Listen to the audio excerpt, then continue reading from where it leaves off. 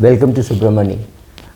One very interesting question in the sense that given the volatility of the stock market and the perceived safety of bonds, what are the advantages and disadvantages of investing in equity, bonds and real estate? Good question in the sense that the answer is pretty straightforward. Equities are volatile in the short run. Bonds are safe in the short run, right? So your answer has to be when you invest in equities, you shouldn't be worried about volatility. Volatility is like turbulence in a plane. Every flight that you take, there could be some turbulence and the pilot says wear your seat belt. It is not a crash, right? So one in a million flights may be crashing. So volatility will always be there and you don't have to worry about volatility. You have to have the ability to sit tight, right? Like a couple of days back the market fell by 1.15% or 1.31%.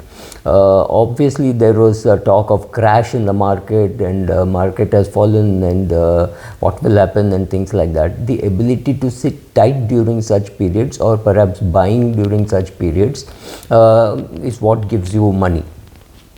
Is debt safe in the long run? No, debt is not safe in the long run. Even gilt is not safe in the long run. Even PPF is not safe in the long run, in the sense that the return that you get will be just about equal to inflation, or in India for extremely long periods of time we have got negative return. So don't talk about the period when you got 12% return in PPF and say, oh, we got very good returns. Yes, you got very good returns, but those were the days when inflation was also at 14%. There was also a time when Reliance issued bonds at 18%, right? So those things happened. What you should be looking for is the return that you get minus inflation, the real return. So your real return in PPF could be 0.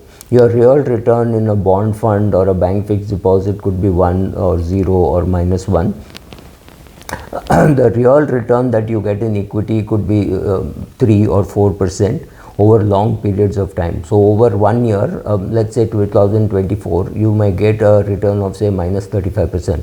What happens then, right? So if the market falls, can it happen? Of course it can happen. But over a long period of time it will get corrected. If you are doing your SIP and the market falls 30%, it means you're getting more and more units at a lesser price. So after 2 years, in 2025 or 2026, when the market recovers, this would look like a golden period of investing. So you should know how to use volatility rather than crib about volatility. Having said that, equity will give you good returns in the long run if few conditions are met. One, it should be a good portfolio. It cannot be one single share. The risk is too much. It could be any share, could be HDFC Bank, could be HDFC mutual fund, could be ICICI Bank, could be State Bank, could be Larsen and Toubro. One single share is too risky. So I would suggest a portfolio. Index itself is a portfolio. So in the long run, in the index, chances of you getting returns less than inflation is very remote, especially when you're talking of 15 to 30 years, right? And that is the kind of time frame you should have in your mind. You may get a better return in 2 years or 3 years, right? If you had invested in 2020, in 2023, you're sitting on many 4-baggers and 7-baggers. But that was luck of timing or whatever, and with you're saying that with hindsight. So if you had come to me in 2020, I would have said, please invest and expect that you will get 12-13% return over 5-6 years. You already got it in 3 years, is just luck. None of us knew this was going to happen, or we would have sold our house and bought equity. So debt is something in which you park your funds which you require for a short period, in a very short period of time, say 2-3 years, 5 years.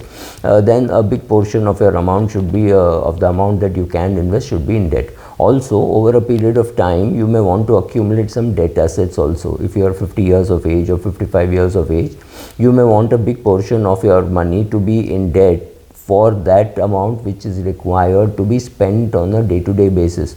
So that would be your bucket number 1, where you would keep a lot of debt instruments like ultra short bond fund, maybe short-term income fund. All that would be in bucket number 1. Bucket number 2 would have arbitrage funds. Bucket number 3 could have equity funds, right? So this is how you would be investing. Should you invest in real estate? I don't know, because I have not seen too many real estate success stories. Are there none? No, I wouldn't say there are none. Maybe this is a great time to be investing in real estate because nobody is investing. But where to invest, when to invest, how to invest, whether to sell or just keep it on rent, I have no answers to all these questions. So that question I will avoid. Do I have real estate investment? The answer is no. I have this house, and my wife has a house which is given on rent. That is just incidentally there. It's an old house which is there, and maybe we'll just get rid of it also. So is it part of my investment portfolio? No. Is it something which I own? Yes. Am I getting great returns on my original cost? I'm getting fantastic rent, but on current cost I'm getting pathetic rent. So not too keen to hold on to it. Insignificant portion of my net worth, so not really bothered too much. But yeah, I have my views on real estate should not matter. I am not a real estate player, but yeah, I have friends who are in the real estate market, and they swear that they get good returns. I don't have any facts to vouch for it or deny it. So real estate, I don't have an answer. Bond is where your money should be if it's a short term. Short term means up to 5 years, and equity is where it should be if it is long term, which could be anything from 5 to 30 years, right? Or arbitrage funds, which is a compromise between a debt fund and an equity fund. So choose your investments. But if you don't invest in equity, you will not be able to retire well. You will not be able to grow your wealth. But if you put too much money in equity, you may not be able to sleep well. So it's always a compromise between living well and sleeping well. So you make your choice, see what is your comfort level and invest. But you need some protection against inflation, which is provided largely by equity and sometimes also by real estate. Thank you.